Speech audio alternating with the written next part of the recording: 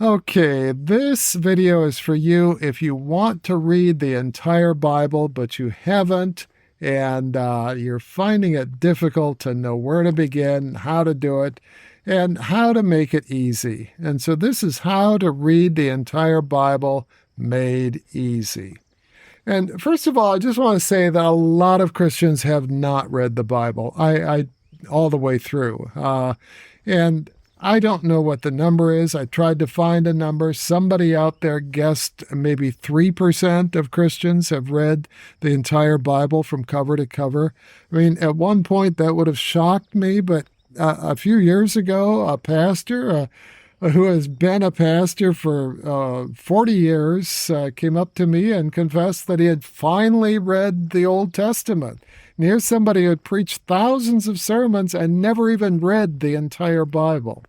Um, and I remember talking to an elder in a church, and we brought up a question involving church discipline, and I referenced a passage, and he seemed confused, so I got out my Bible and read it to him, and he had never read the passage before. And it was, in the New Testament, and you would think an elder of a church should know this stuff inside and out, but again, they didn't. So it's pretty common for Christians not to have read the Bible, but it's not okay. The Bible is your spiritual food. It provides a framework for you to make decisions.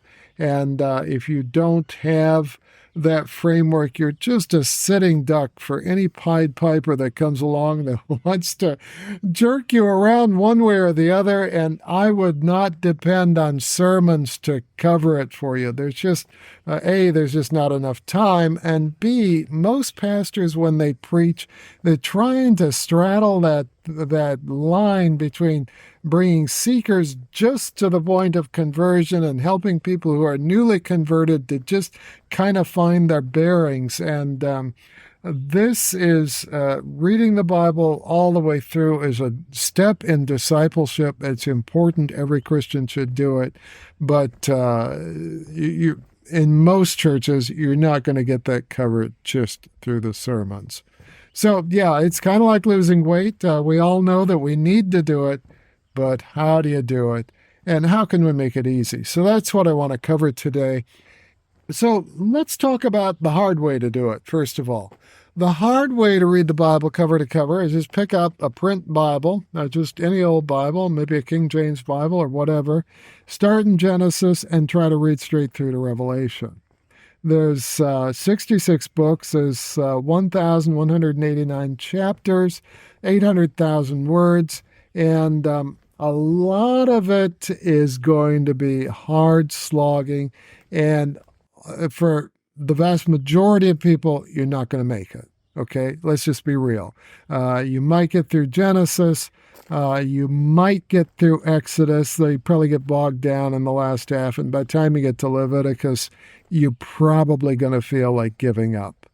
And so you need an easier way. And so I want to talk to you about some things that make it easier. And then I want to give you a resource, a free resource, or if you want, there's a paid version too, but they're both the same. So anyway, this isn't like some secret scheme for that to make Dwight Clow money here. But I want to talk to you about some things you can do to make it a lot easier to read the Bible all the way through. First of all, take it in bite-sized pieces. When I asked my young adult son to go and mow my lawn, I've got a pretty big lawn. It's just like this daunting proposition because, well, right now, riding mower is on the blink, and so we've got to mow the whole thing with a push mower until we get the rider fixed, and it's a lot of lawn to mow. So anyway, I just say to him, Alan, just go out, start the mower, and do a couple of rows. And, the reason I say that is trying to think about mowing the whole lawn is just like this big, overwhelming prospect. But just going out, starting the mower, and mow a couple of rows, that's pretty easy. And then once you mow a couple of rows, it's not that hard to mow a couple more. And pretty soon you've got half the yard already mowed. So you want to break this into bite-sized pieces, and I will show you how to do that as we keep going here. And so something is better than nothing. Procrastinating and thinking, I got this big, big project I got to do. Well, just read a little bit. Read a verse, read a chapter. Read just a little bit. And something is better than nothing. Stories are easier than essays, legal code, song lyrics, and, some of the other stuff that makes up the substance of the Bible. Somewhere around a third of the Bible is stories, and so it's really easier to get started with the stories and understand the stories, and then you can get into the other stuff, and the other stuff is going to make more sense. Short is easier than long. There are long books in the Bible, like Jeremiah is long, Psalms is long. And if you try to start with those long books and try to read them, you're probably going to get discouraged. You really want to work up a full head of steam before you tackle these long books. So it's better to start with a short book. Audio is easier than reading. I'll give you a little hack here that I do.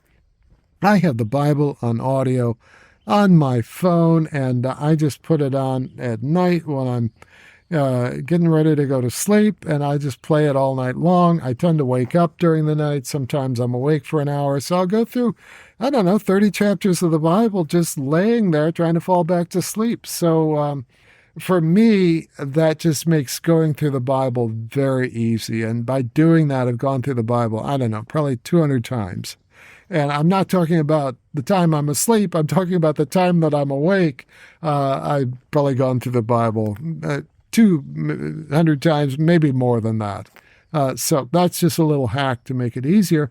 But something else you can do here is if you have a Bible reading schedule or a chart, which I will give you, you can play the audio instead of reading the text or along with reading the text, and it just helps many people just to cement it a little bit better in their mind and makes it go just a little faster, a little easier. Getting some kind of framework for the Bible makes reading it a lot easier than just trying to figure everything out on your own. For example, did you know that most of the Old Testament is addressed to people in power, particularly people in political power? And most of the New Testament is addressed to people who have almost no power. So knowing that helps you read the Old Testament and the New Testament differently, and you understand it a little bit better. Or here's another one. Did you know that in the Old Testament, salvation typically means military victory? But in the New Testament, salvation is talking about being rescued from sin and death and hell and rescued to heaven. So, when, the same words are meaning very different things in the Old Testament and the New Testament, it's really nice to have a framework for understanding that rather than spending a whole bunch of time trying to figure that out on your own. And it's easier when you can see progress, when you're just reading along and it's like, this is just taking forever. Well, when you can make measurable progress every day, then it's a lot easier. It's just a lot more encouraging. And of course, the obvious, some versions are easier to understand than others. King James Version is an elegant translation, and a lot of people love it. But hey, for first-time Bible read, it's pretty difficult to read through. So I recommend like an NLT, New Living Translation, or the NCV, the New Century Version, or the Message, Eugene Peterson. Just know that you're going to get a lot of Eugene Peterson's perspective mixed in, but it's still a really fun version to read. So I like that. And then, just kind of maybe from there, the New International Version is good. And then if you want to get a little more scholarly, later on, the RSV or the ESV or the NASB or the King James or whatever, the New King James. All of those are good translations as well. I really like the Jubilee Bible. It kind of reads like King James, but it's got a number of really nice features. But anyway, how are you going to get through the Bible? Number one, do not open it on page 1 and start with Genesis. Bad idea, wrong place to start. The Bible, as you probably know, is divided into 2 sections. The Old Testament, 39 books, about 75% of the Bible, and the New Testament, 27 books, about the last 25% of a printed Bible. And the New Testament starts with the Gospels, Matthew, Mark, Luke, and John, and the shortest of the 4 Gospels, and the 4 Gospels are just like 4 biographies of Jesus's life. The shortest of the 4 Gospels is Mark, and so start there. It's a story, and you can read through the book of Mark in less than a week. Easy peasy stuff. Just reading for a few minutes every day, half hour every day, and you can read through Mark easy in less than a week. And then go on to read the rest of the Gospels in the New Testament, Matthew, Mark, Luke, and John. And then what I like to do, just to get some perspective, is bounce back to Genesis. And in the reading plan I'm going to give you, I bounce over to Job, just because Job deals with this question that all of us deal with, and that is, why do bad things happen to good people? So anyway, that's all good. And then finish the New Testament, read the rest of the New Testament, and then, I have a plan that will take you through the Old Testament in a way that will make you a whole lot more sense. Anyway, I have a link to this whole reading plan, plus a whole bunch of helps, just all kinds of stuff. Let me see if I got this here. I should probably look and tell you some of the stuff that's in here. I've got a table of Bible books, Bible favorites, and where to find them. 12 paradigm shifts in the Bible. Which version of the Bible should I use? Summary of the Bible. I talk about some difficult topics like genocide in the Bible, understanding them. And so anyway, I've got all of that for you. Anyway, I have a link to a PDF. It's all free. There's no email or nothing. You just go there and download it. You can print it and read it. That's in the description. If you prefer to have a printed book, I have a book on Amazon. There's a link for that, and you can go there and get that as well. Anyway, let me pray for you. God in heaven, I just pray, make this easy. Just make it approachable. Help this person to take a step number 1, and that is open the Bible, read a chapter or 2, and keep on going. And anyway, I pray that it'll just work out well, and that you will speak to this person through the Bible, and this will become a lifelong discipline and practice of reading and rereading the Bible and understanding its message. Anyway, we love you, God. Amen. And much love to you. Hope this helps. Have a fantastic week.